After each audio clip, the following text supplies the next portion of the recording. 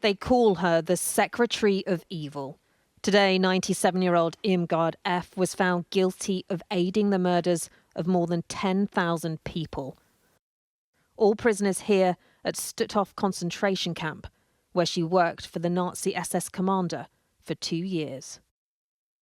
Entering Stutthof was more or less equivalent to a death sentence. The crematorium worked 24 hours a day and still could not manage to deal with the number of bodies it had to burn. Detainees at Nazi extermination camps were gassed, shot, starved, and often worked to death. At least 65,000 of those forced through the so-called death gate at Stutthof didn't survive. This document, to a very big extent, was sending people to death. In the archive we're shown orders believed to have been countersigned by Irmgard F. during her time as a secretary. This is probably her signature here. She's never admitted any guilt for the horrors committed here. This is the route the prisoners would have taken every day, and this is Irmgard's office window. She's always denied knowing about the atrocities carried out here. Prosecutors ask, how could she not see what was happening to the tens of thousands of people being held here?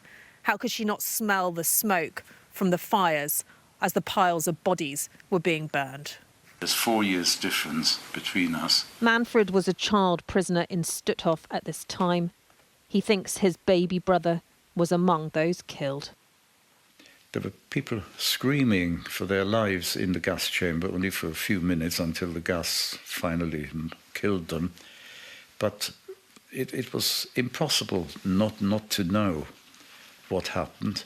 There were bodies being carted openly through the camp.